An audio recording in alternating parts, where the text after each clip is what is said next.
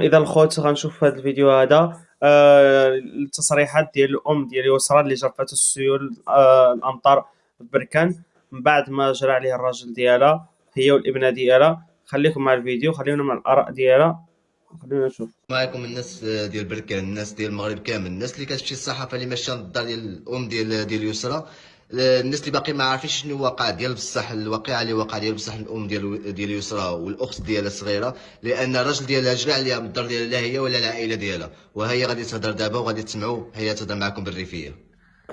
السلام عليكم.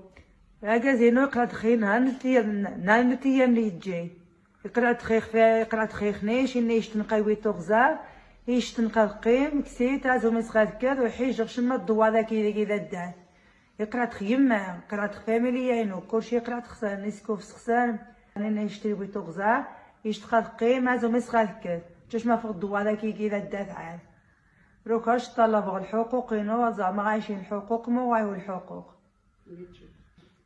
دابا الخوت هاد السيده هذه اللي كتطلب من الجمعيه ديال حقوق المراه والحقوق الطفل ان يشوفوا المستقبل ديال هاد النساء هذه، وهادشي اللي دابا حاليا الحاله اللي فيها اللي الظاهره هذه اللي واقفه اللي حتى شي واحد ما سيق لها الخبر. كلشي كيمشي الصحافه اللي كيمشيو للدار كيلقاو تما ديك مراته الاولانيه كيجيبوها ان كيكتبوا عليها ان هي الام ديال الضحيه ديال المرحومه ديال يسرى. هذيك راه ماشي ام ديالها، الله يجازيكم بخير.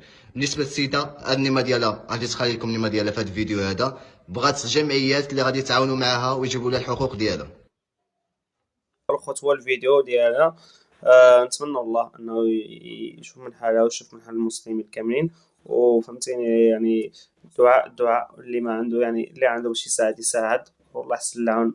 هاد القضايا هذا ما يعني بزاف انتشر في المجتمع ديالنا، نطلب الله يدير التاويل. وشكرا لكم الخوت اللي بقيتوا معنا حتى لهاد اللحظه هذه. الى اللقاء.